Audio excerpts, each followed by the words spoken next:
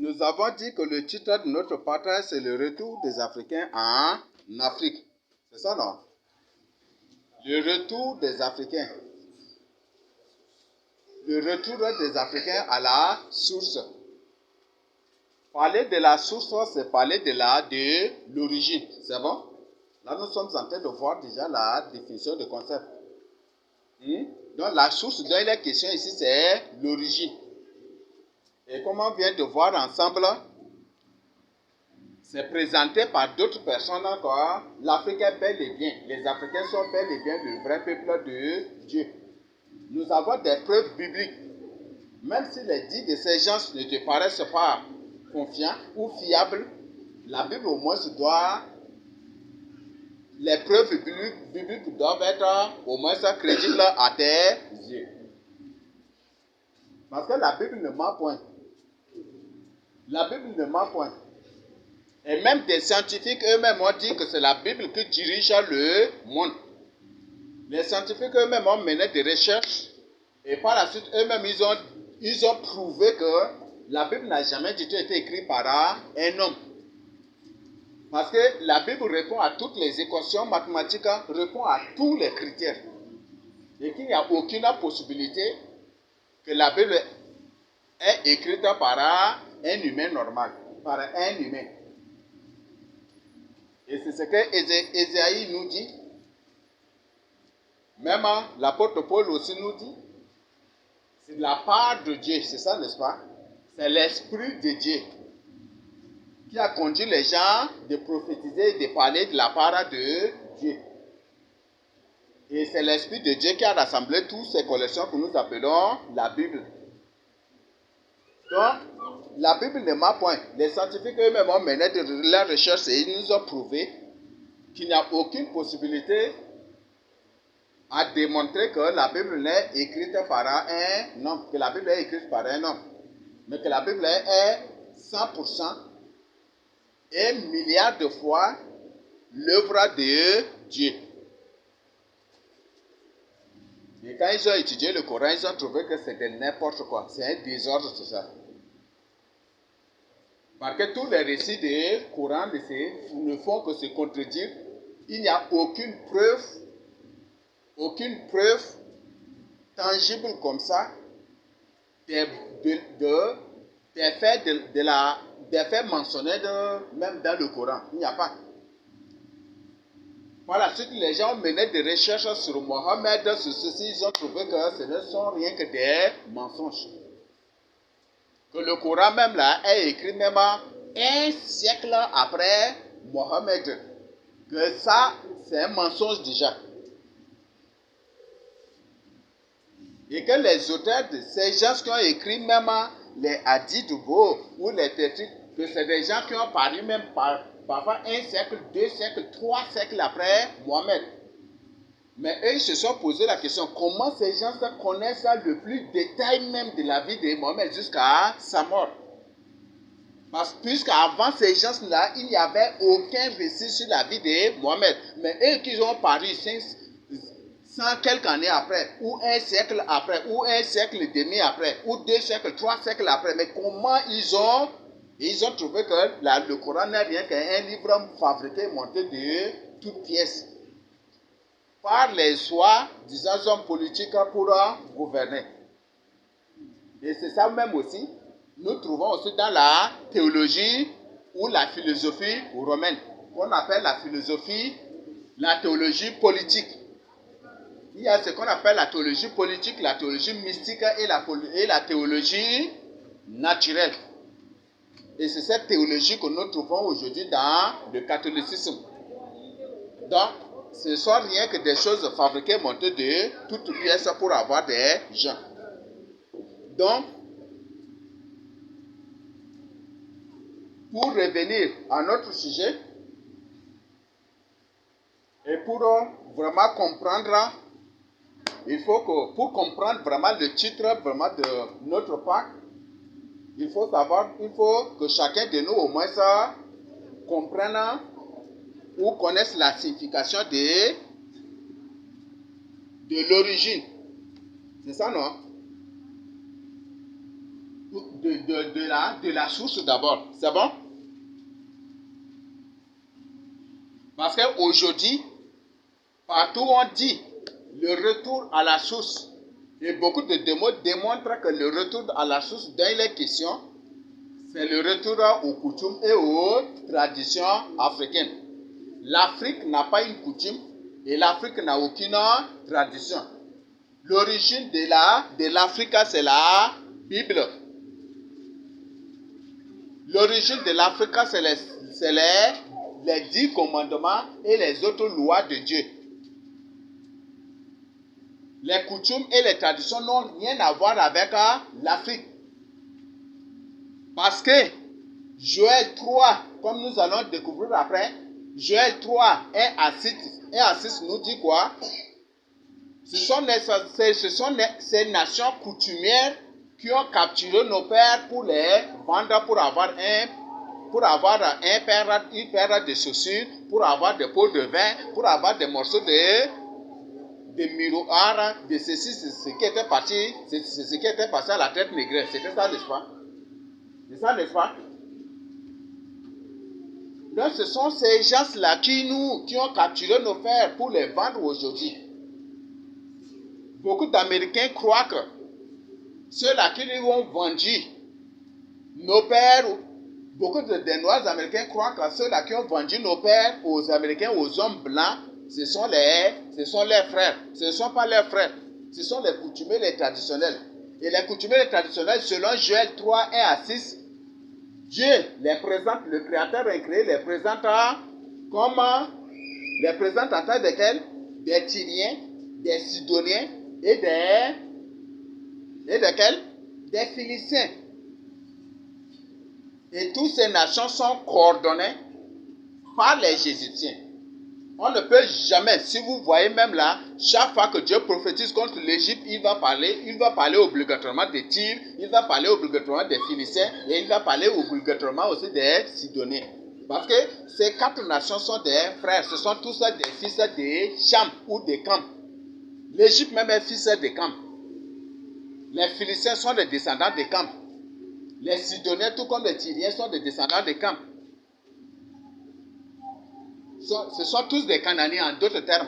Donc, toutes ces nations sont des nations cananéennes. Et ce sont des nations qui ont été maudites par Noé.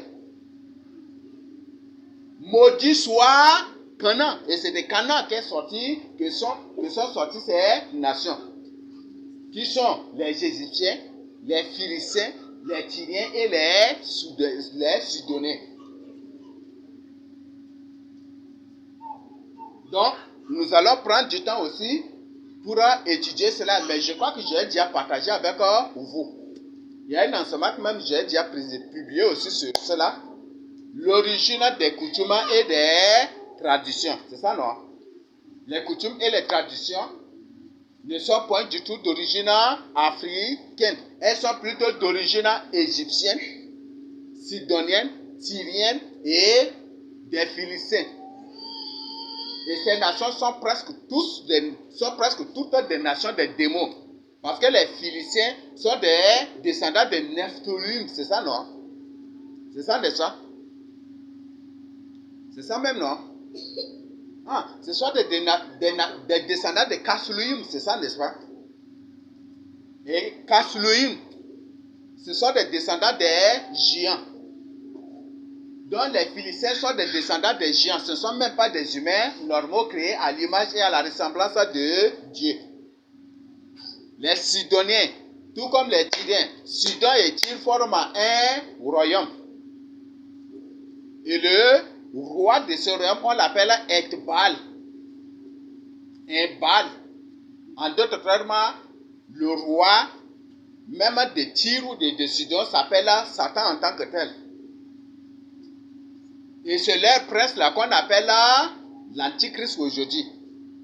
Je crois que vous avez lu, au moins c'est dans Ézéchiel 28, Ézéchiel 24 ou c'est Ésaïe 14, où ça et là, si vous lisez, vous allez trouver que Dieu prophétise contre le roi de Tyr et contre le prince de Tyr. Et ce sont ces nations-là. Et Tyr et Sidon avec les Égyptiens, c'est un même peuple. Ce sont des frères. Donc ce sont des nations même voisines. Et comme j'ai partagé avec vous, si vous prenez l'ancienne carte de l'Afrique, l'Égypte se trouve même au centre de l'Égypte et l'Éthiopie se trouvent au centre de l'Afrique. L'Égypte là-bas, c'est une fausse Égypte. L'Éthiopie là-bas, c'est une fausse Éthiopie. D'ailleurs, au Tchad ici, nous avons une ville du nom de Faya. Faya, c'est un mot anglais qui signifie feu. Éthiopie signifie brûlé par le feu. La situation géographique de Faya prouve que c'est un lieu brûlé par le feu. Rien que le désert. Donc, le Faya est bel et bien l'Égypte même dans les questions. Donc, c'est nous le vrai peuple de Dieu. Nous sommes point du tout un peuple païen. Nous n'avons pour valeur ancestrale aucune coutume et aucune tradition, si ce n'est que la parole de Dieu. La Bible, c'est ça, la Bible qui est notre origine. C'est ce qui fait que beaucoup d'écrivains ayant mené leurs propres recherches et quand ils ont découvert que c'est les Africains qui sont le vrai peuple de Dieu, ils se sont mis à écrire des œuvres pour parler du retour à la source. Mais ils le parlent, comme ils ont écrit de manière codée, ces blancs, après avoir compris, se sont précipités pour accorder des prix de Nobel pour corrompre ces écrivains et ils ont dépêché des délégations pour que ce soit eux qui décident de la compréhension de leurs œuvres. Et ce qui fait qu'aujourd'hui, l'auteur écrit tel, et il y a d'autres personnes qu'on les appelle des délégués littéraires, on les appelle les critiques, non? Ceux-là qui sont là désignés, et c'est eux qui décident de la compréhension. C'est ça le monde dans lequel nous vivons. Donc c'est des voyous et des bandits qui décident de la compréhension des choses ces derniers temps. Et ce sont ces gens qu'on les appelle des experts.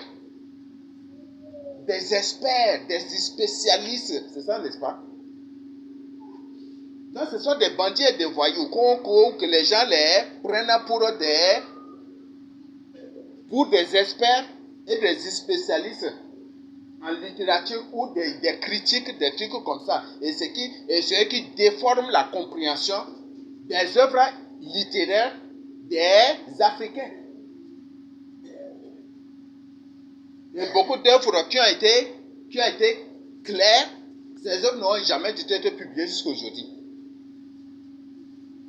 Mais beaucoup d'écrivains le disent. Donc ils ont dépêché des délégués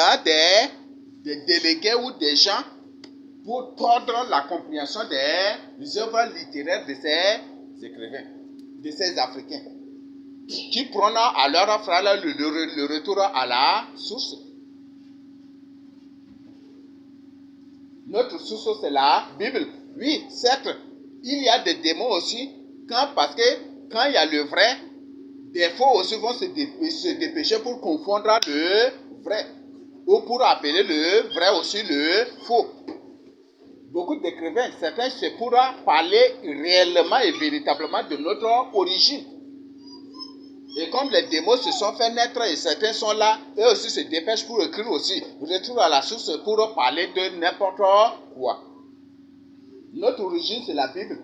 Et si une personne, qui qu'il soit, dit que notre origine, c'est les coutumes et les traditions, sachez bien que nous avons affaire à des démons. Et je vous donne comme une information. Ce thème, ce titre, ce partage que nous sommes en train de faire, juste après l'annonce de ce titre-là, directement, un siège mondial de la sorcellerie est créé ici en Afrique, précisément au Mali. Qu'est-ce que ces gens veulent nous dire? Maintenant, ils sont en train de vouloir nous faire comprendre que l'origine des Africains, c'est la sorcellerie. Donc, c'est ça, n'est-ce pas? C'est ça, n'est-ce pas? Vous voyez? Donc, ils veulent faire croire aux Africains que notre origine, c'est de la sorcellerie. Et ce qui est encore bizarre, ceux-là qui les ont présentés lors de l'ouverture de ce centre-là, de la sorcellerie, il y a des sacrificateurs parmi eux. Vous avez vu certains dans leur habillement, non? Vous avez vu certains dans leur habillement, n'est-ce pas? C'est ça, c'est des vrais sacrificateurs juifs. Et le but, c'est de créer cette loi de confusion. Donc, nous sommes pour un peuple païen, mais nous sommes le vrai peuple de Dieu. Voilà, nous allons parler directement de... Je vous ai déjà expliqué. Définition de conscience, je vous ai déjà expliqué Afrique déjà. C'est ça, non? Donc, le retour des Africains à la source. Donc, notre source, parler de la source, c'est parler de notre origine. Qui nous sommes réellement, vraiment et véritablement. Nous sommes le vrai peuple de Dieu. Nous n'avons aucune coutume, aucune tradition pour valeur ancestrale. C'est bon? Nous continuons. Nous avons vu, là, les frères ont exposé hier sur les causes de la chute de l'Afrique. Je crois qu'ils ont présenté tant de choses sur lesquelles vous avez posé des questions. Ça, c'est les fruits de leurs recherches. Moi aussi, j'ai trouvé des choses à ajouter par rapport à leur présentation. Hier, on devait enregistrer, mais comme vous-même vous avez constaté hier, le téléphone était déchargé, donc je ne pouvais pas enregistrer.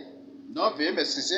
Si pour les autres groupes, on va, si le Seigneur permet, on va enregistrer aussi, si possible. C'est bon? C'est bon? Donc, nous allons voir les causes de la chute de l'Afrique. Les frères ont déjà, je leur ai donné comme sujet de recherche, et même ont mené des recherches, ils ont présenté avec nous. Moi, c'est ce que je trouve aussi publiquement que j'ai à partager ou à ajouter. Donc, premièrement, les causes de la chute de l'Afrique au point A. Le rejet du Seigneur Jésus-Christ qui est la vérité et la lumière du monde. C'est ça la cause de la chute de l'Afrique. C'est ça la cause de la chute de l'Afrique.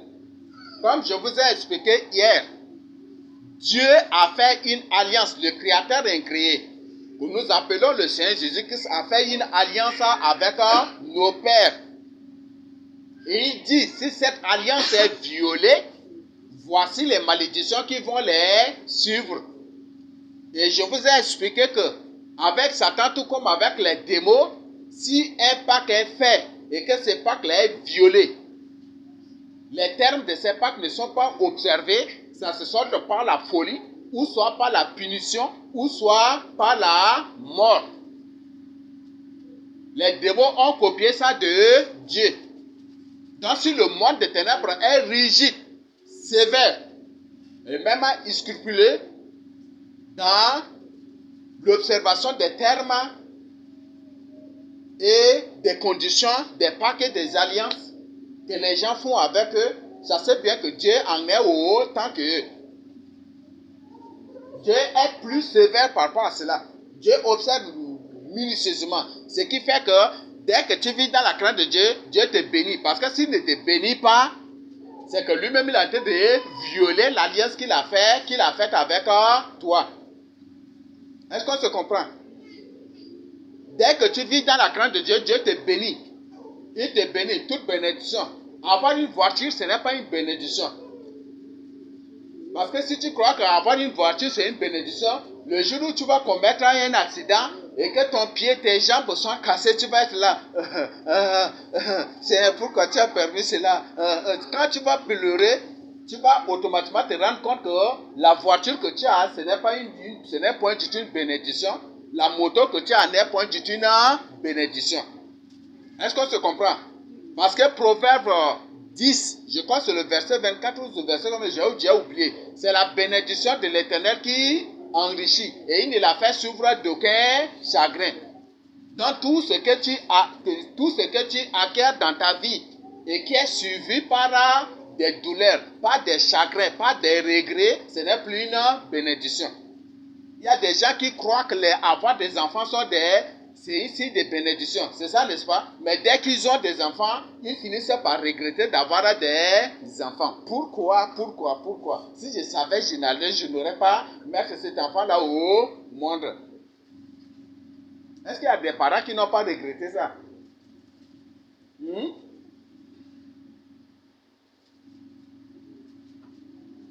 Est-ce qu'il y a des parents qui n'ont jamais du tout regretté ces choses-là?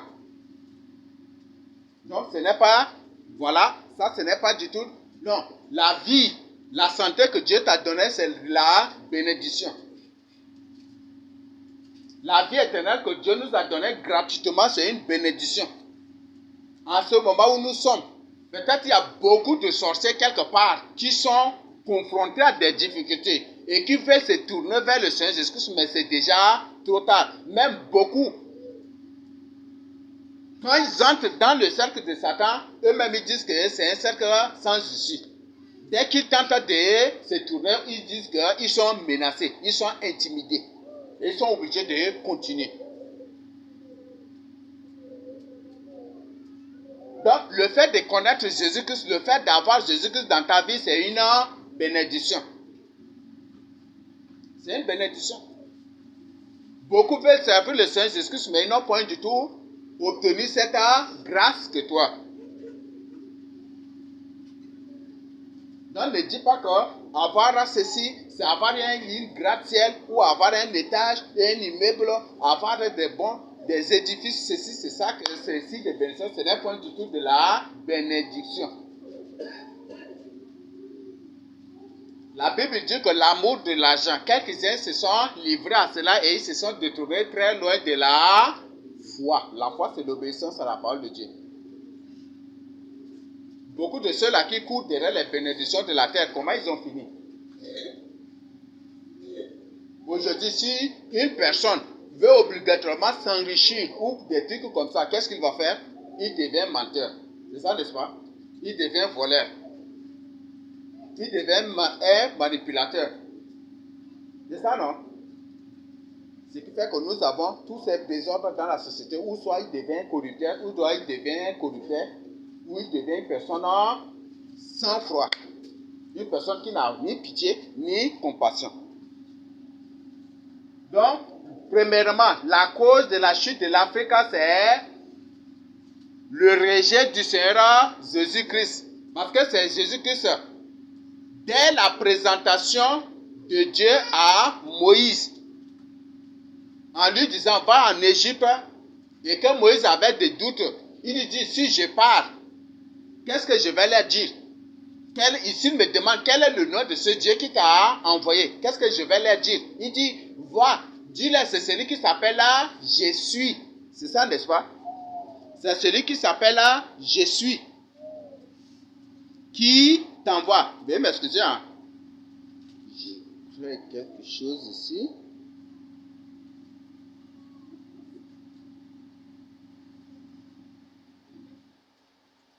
Par exemple, nous avons je suis. C'est celui qui s'appelle là, je suis qui t'envoie. C'est ça, n'est-ce pas? Je suis. Si vous collez, ça devient Jésus. Parce que le S entre deux voyelles se prononce Z, devient Z. C'est celui qui s'appelle Jésus. Or, en phonétique, il y a un U là, qu'on l'appelle là, bon, je ne sais pas ça, comment le représenter, qui est comme un U aussi, comme ça. Donc, je suis Jésus, ou soit Jésus, c'est le même nom, phonétiquement.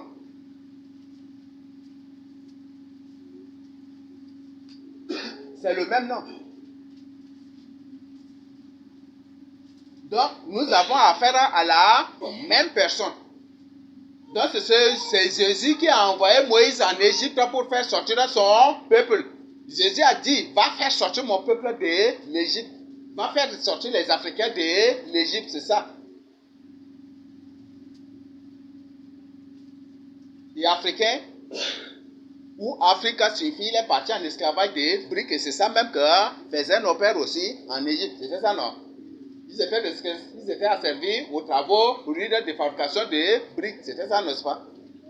Et c'est ça qui suffit, c'est ça, quand Saron dit Africa ou Afrique là. Africa ou Abrique ou Abirika, Abirique, selon les milieux ça. Donc c'est ça. Donc c'est ça. Donc c'est Jésus qui a envoyé Moïse. C'est Jésus de Nazareth qui a envoyé Moïse. Donc, si Jésus a envoyé Moïse pour faire sortir nos pères de l'Égypte et qu'aujourd'hui on le rejette, toi et moi nous avons la grâce de l'accepter. Mais si eux ils le rejettent, c'est fini. Donc quand on parle de la chute, si on parle de la chute, c'est parce qu'on a été une puissance. C'est ça, n'est-ce pas? C'est ça, non? C'est parce qu'on a été une puissance. Le Seigneur, dans Matthieu 24, il pleurait. Et par la suite, il dit, qu'est-ce qu'il a dit? Que désormais, il ne restera plus pierre sur pierre, qui ne sera renversée. Dieu avait pleuré sur Jérusalem. La capitale de l'Afrique, c'est Jérusalem. Non, c'est Jérusalem que nous connaissons, mais la vraie Jérusalem. Donc, sont là ces informations que nous devons comprendre et que chacun doit avoir en tête. C'est ça la cause. C'est ça la cause de la chute des Africains. Parce qu'ils ont rejeté le Seigneur Jésus-Christ. Certes, on dit que le continent africain, c'est l'unique continent au monde qui regorge beaucoup de chrétiens. C'est l'unique continent dans lequel là, il y a beaucoup d'églises. C'est seulement si ces églises vivent dans la vérité, depuis déjà, les démons fuient. Les Français, même ces Européens, auront peur de mettre un pied ici. Il n'y aura plus de désordre. Mais parce que ces églises mélangent la vérité avec le mensonge. Parce que la plupart de ces églises sont ouvertes non pour servir Jésus, mais comme un moyen de business ou un moyen de survie. Un moyen de survie. Une personne tente partout, s'il ne reçoit pas, il vient, il ouvre une église. Et la plupart de ces autres églises ne prêchent que la bénédiction. Tellement qu'ils ont maintenu l'Afrique dans la pauvreté, les gens ne cherchent pas la vérité, mais ils cherchent plutôt la bénédiction. Et ces bandits trouvent que c'est une bonne occasion pour eux de se baser sur la bénédiction pour piller davantage. Et c'est ce qui se passe. Il n'y a pas la vérité là. Si vous prenez seulement les valeurs africaines, si vous prenez seulement, quand je parle de valeurs, je parle plutôt des comportements des Africains. Vous prenez, même si peut-être vous n'avez pas parcouru certains cas, vous n'avez pas. Ici, ils sont dans notre contexte national ici au Tchad. Prenez seulement le sud du Tchad. C'est un pays hospitalier. C'est un pays hospitalier. Vrai ou faux? C'est un pays hospitalier. L'hospitalité est tchadienne. C'est ça, n'est-ce pas? L'hospitalité est tchadienne.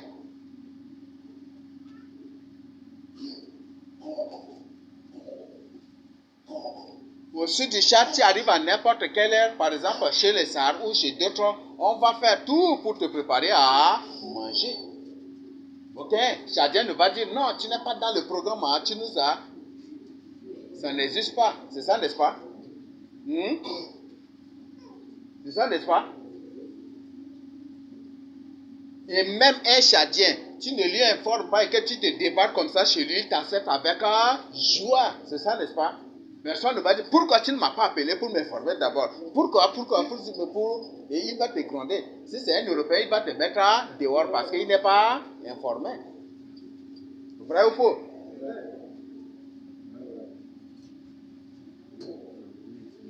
Hein? Même au Cameroun, ils ont... Même au Cameroun aussi. Oui.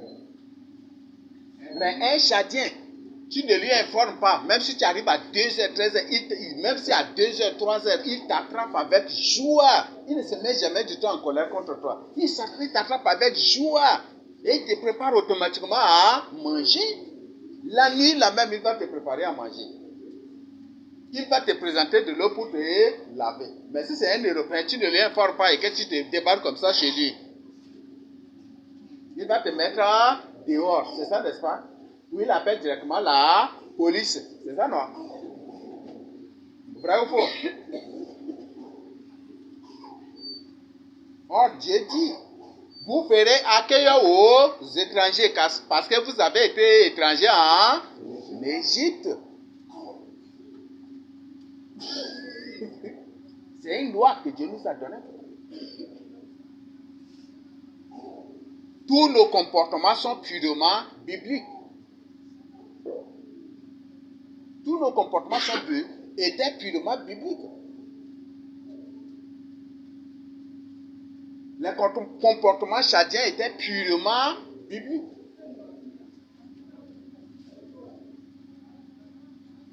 Et souvent, si vous n'êtes pas informé, les gens quittent de partout pour venir pour aller à Sar.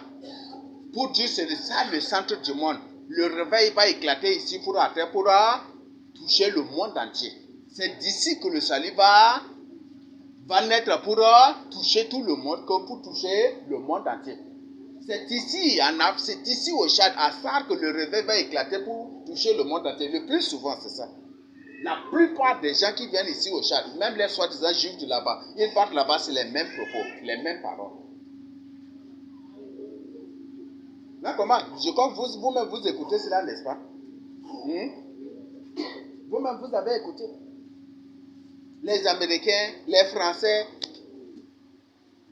les soi-disant juifs d'Israël là-bas, les Burkinabés, les Camerounais, les Congolais, les Sud-Africains, les gens de partout du monde qui partent à Sar, centre du monde, et là, ils viennent rester là, ils disent, c'est ici que le réveil va éclater. C'est ici à Sar que le réveil va éclater pour toucher le monde entier.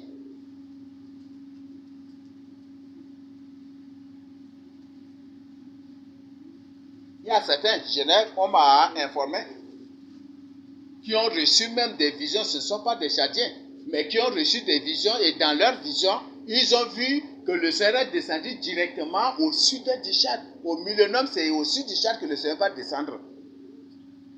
Pour rien.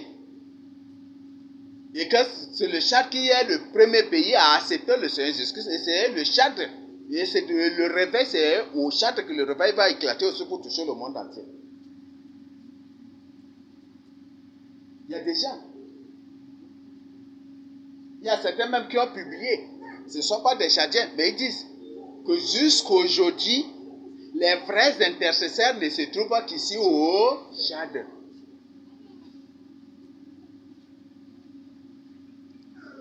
Que jusqu'aujourd'hui, les vrais intercesseurs ne se trouvent qu'ici au Tchad.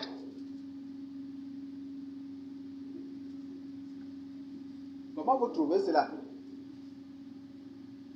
Donc, c'est seulement si on accorde l'occasion ou le moment à chacun de nous de présenter, peut-être beaucoup auront beaucoup d'autres choses à partager avec nous.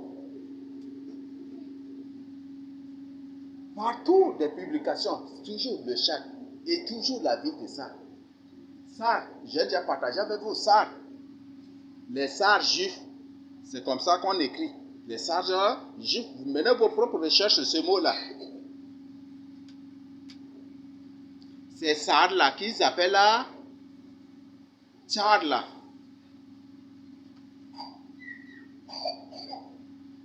C'est ça qu'ils appellent Tchad. Les Sars juifs. C'est ce peuple qui a colonisé le monde entier. Qui a bâti des nations, créé des nations partout à la surface de la terre, ce sont des Juifs. Des Juifs c'est une famille royale. Et maintenant, avant, dans le dictionnaire, nous avons le mot. Dans le dictionnaire électronique de la machine, nous avons le mot Tchara. Maintenant, ça n'existe plus, ils ont déjà effacé. Vous voyez? Et au fur et à mesure, ils sont en train de modifier les dictionnaires, là, ils sont en train d'enlever beaucoup de mots déjà. Vous voyez ça? Nous avons ça, c'est ça, Sarah. En leur langue, ils appellent Sarah, c'est ça. On dit c'est un peuple royal. Vous là qui avez des encyclopédies ou les anciens dictionnaires, vous allez trouver là. Mais maintenant, les versions, les dictionnaires dans les ordinateurs, les téléphones, les trucs, ils sont en train de modifier au fur et à mesure. Nous avons le peuple Chara, ils ont écrit comme ça. Ils sont les Sarah, n'est-ce pas? Vous voyez ça? C'est un peuple royal. Et que David, on l'appelle le Sarah David.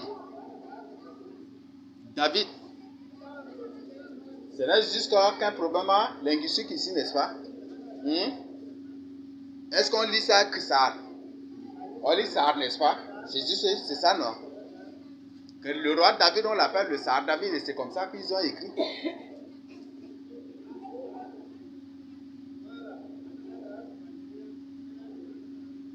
Donc, nous avons vraiment beaucoup d'informations. Et Dieu a permis que nous découvrions toutes ces choses-là pour partager avec vous. Dieu même a mis à notre disposition ces informations pour partager avec vous.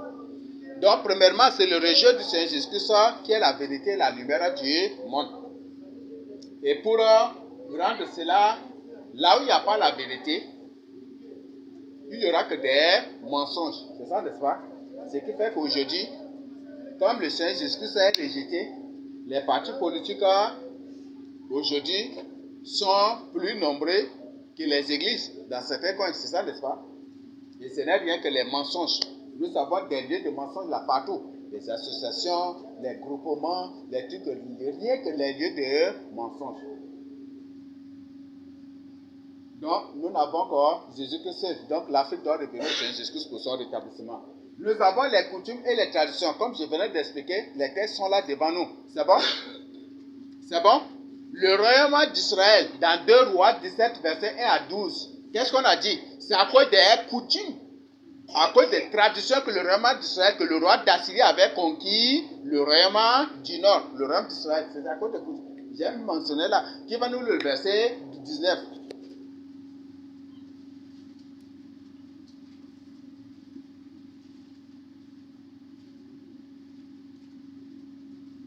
Le verset 19 de 2 Rois 17.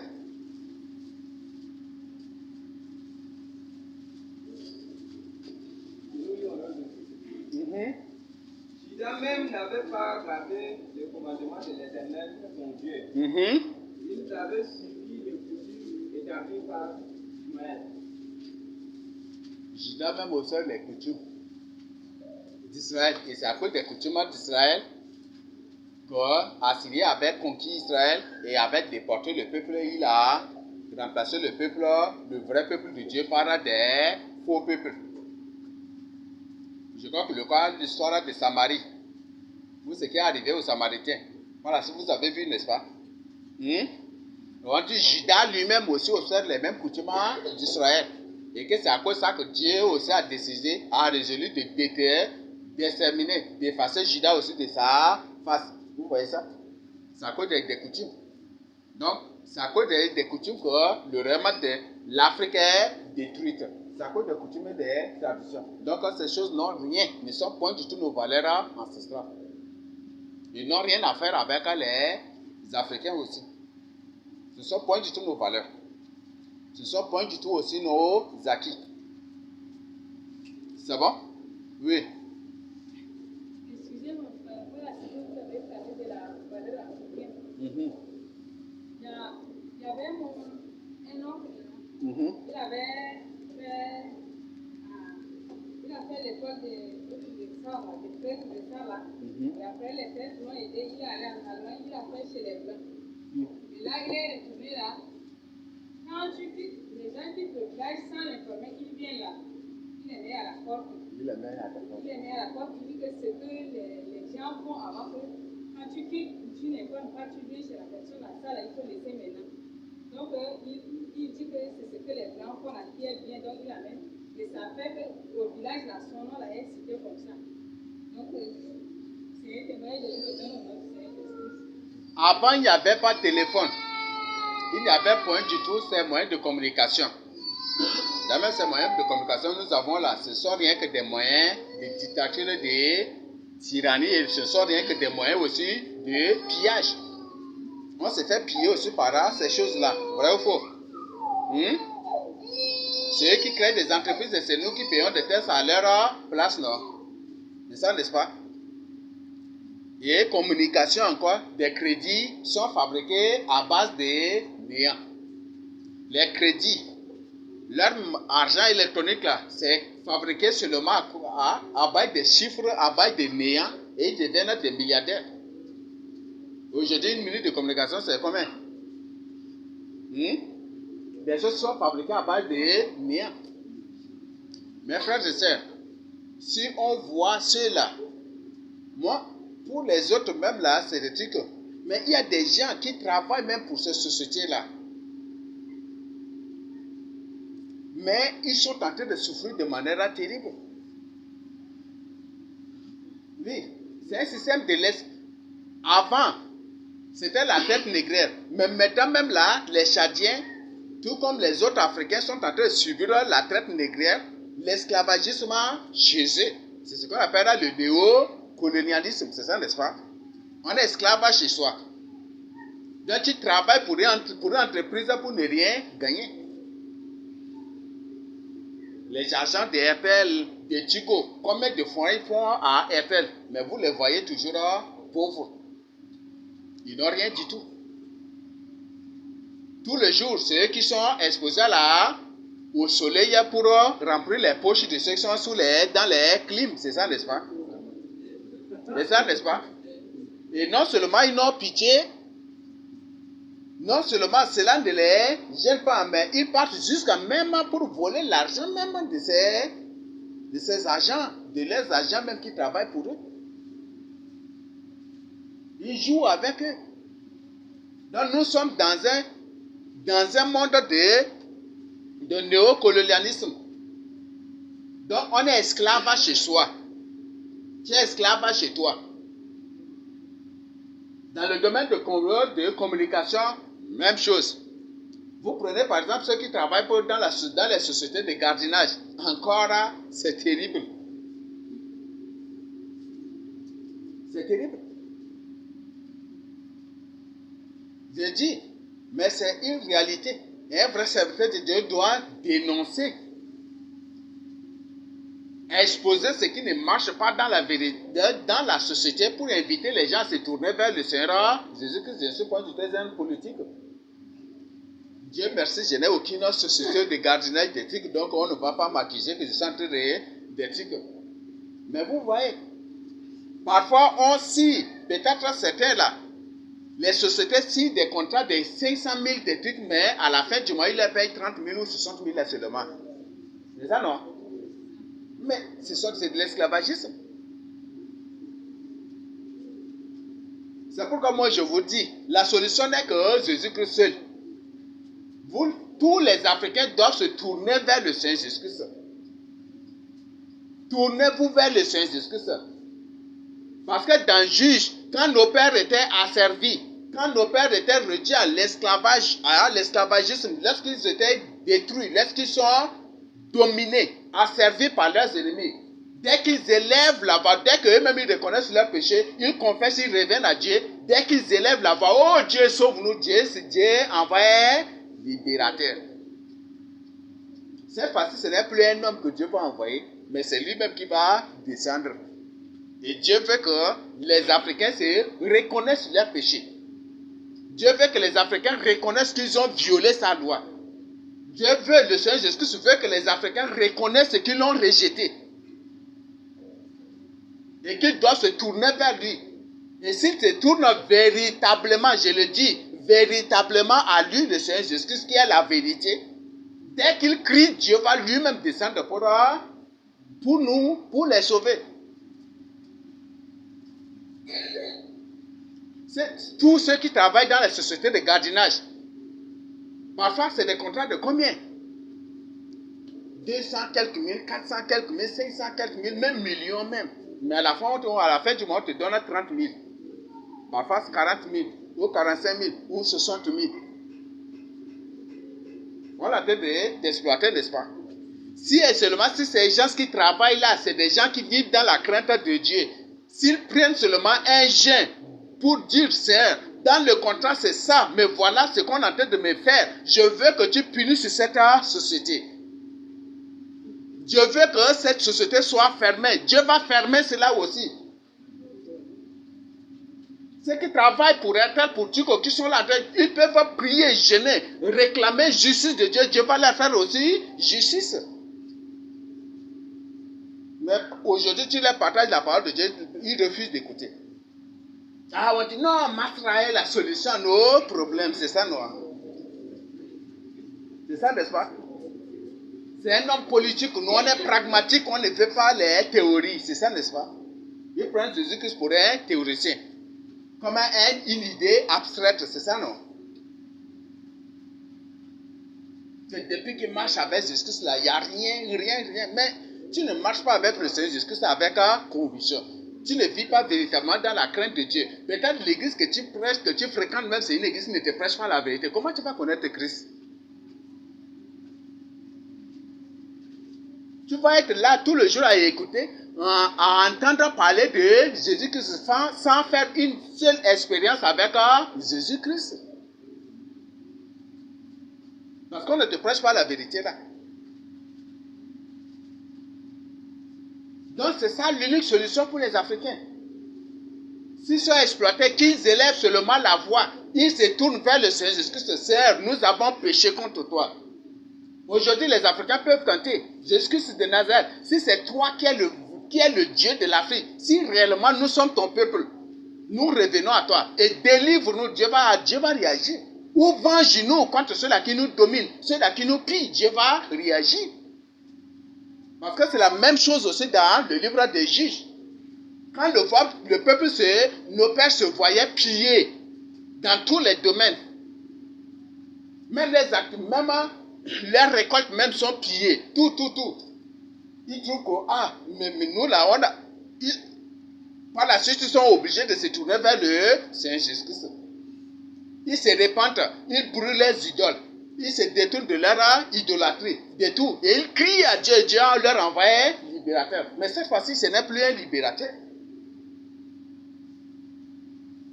Dieu sait que ce moment, c'est un moment de politique. C'est ça, n'est-ce pas? Et c'est un moment de l'ordre mondial de l'Antichrist. Donc Dieu n'envoie plus maintenant un libérateur, mais il envoie plutôt lui-même, il descend en personne. C'est ce qui fait que la plupart des Tchadiens, leur nom là, c'est Noupaïssim. C'est ça, n'est-ce pas? Dieu est avec moi, c'est ça, non? C'est ça, n'est-ce pas? Noupaïssim, c'est ça, n'est-ce pas? Dieu est avec moi. Voilà. Donc, l'unique solution pour les Africains, c'est juste ça. Si les Africains se tournent vers le Seigneur Jésus-Christ et que, juste après la repentance, ils crient contre les Occidentaux. Ils prient contre les Occidentaux. Ils réclament justice. Du Seigneur Jésus-Christ des Occidentaux, Dieu va les détruire. Et ils ne seront pas. Ils ne seront plus aussi. Donc, c'est ce que même, je crois que c'est Ézéchiel même en a parlé aussi. Donc, c'est ça notre unique solution. Nous avons les idolâtries. Donc, nous avons plusieurs idolâtries. Le culte des ancêtres, c'est ça, non? Comme dans certains coins, tu arrives, dès qu'on vous présente la boule là, on coupe une partie, on jette, on dit c'est pour le grand-père. Après, on coupe encore une partie, on dit c'est pour la grande-mère. Après, on coupe encore, on dit c'est pour telle tante qui est morte. Parce qu'elle a beaucoup souffert avec lui, ou pour lui. Après, on coupe encore, on donne, c'est pour tel. Et jusqu'à la fin de compte, on trouve, ça ne reste qu'une petite quantité. C'est ça, non? Ce qui fait que dans certains coins, les enfants aussi jouent beaucoup aussi. Dès que les grandes personnes font cela, après les enfants, s'ils sont à table, là, ils coupent là, gros, carrément. Parce que leur part, là, ils ont déjà coupé par terre, non? C'est ça, n'est-ce pas? C'est ça, n'est-ce pas? Là, il y a beaucoup de cultes des ancêtres. Il y a beaucoup de formes de cultes d'ancêtres aujourd'hui. Prendre la photo de quelqu'un et mettre dans ta chambre, c'est aussi un culte d'ancêtres. Si la personne est déjà morte, tu prends sa photo, tu mets là. C'est un culte d'ancêtres aussi, n'est-ce pas? Qui continue, non? C'est ce qu'on appelle le culte moderne des ancêtres. C'est ça, n'est-ce pas? Ça existe maintenant, aujourd'hui, vrai ou faux? Le culte des ancêtres continue. Chaque 1er novembre, comme il faut aller nettoyer le cimetière ou nettoyer la tombe. C'est ça, non? C'est aussi le culte des ancêtres, n'est-ce pas? Entrer en communication avec les esprits. C'est ça, n'est-ce pas? La Bible dit, Jésus-Christ a ouvertement dit, Dieu n'est pas Dieu des morts, mais Dieu des vivants. Donc, lui, ce jour-là, Dieu a aboli toutes ces choses-là. Si avant, dans le passé, nos pères faisaient cela, le Seigneur Jésus, dès qu'il s'est présenté, il dit, Dieu n'est pas du tout le Dieu des morts, mais plutôt le Dieu des vivants. Il a aboli tout cela déjà.